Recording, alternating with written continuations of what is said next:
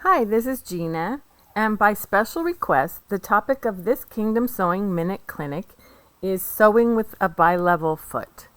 So I have some here to show you. First of all, we're looking at our Baby Lock Soprano here, and we have our bi-level feet right here. So this first one is a Janome foot, and you can see it looks similar to the Baby Lock feet. This fits on the Janome 9mm machines. And then here I have a right and left bi-level foot from Baby Lock, and you can see they have sort of this extra high spot on one side. So one is right, one is left. And then we have this one, which is called the quilt binding foot. And so you can see it looks a little bit different. So let me put this on the machine and show you how it works.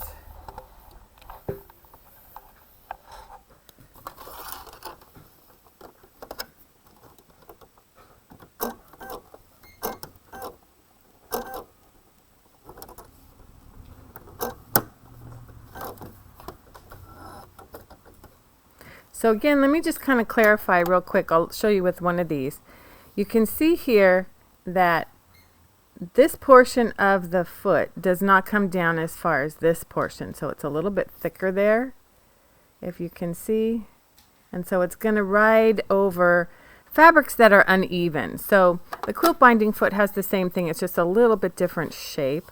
So I'm going to fold over my binding here so that you can see. And what this allows us to do is once you have your binding sewn on, when you flip it over, you can sew by machine. There are some indicator marks on the foot here. So we've got this line here that shows us where the edge of that thicker portion of the foot is. You can see we've got a nice wide opening. I'm going to leave my needle in the center position. And this just helps me to stay lined up because I've got that mark there. I can follow down.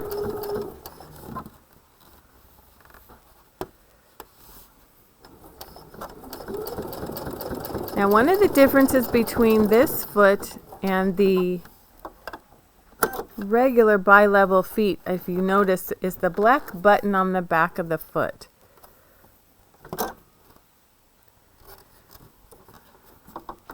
We didn't go quite far enough.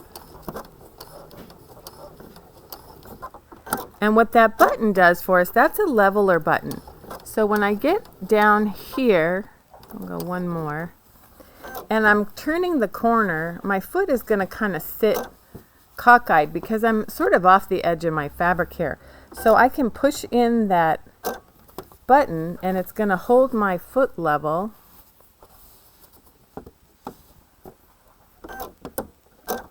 As I come around the corner so that I don't get any skip stitches.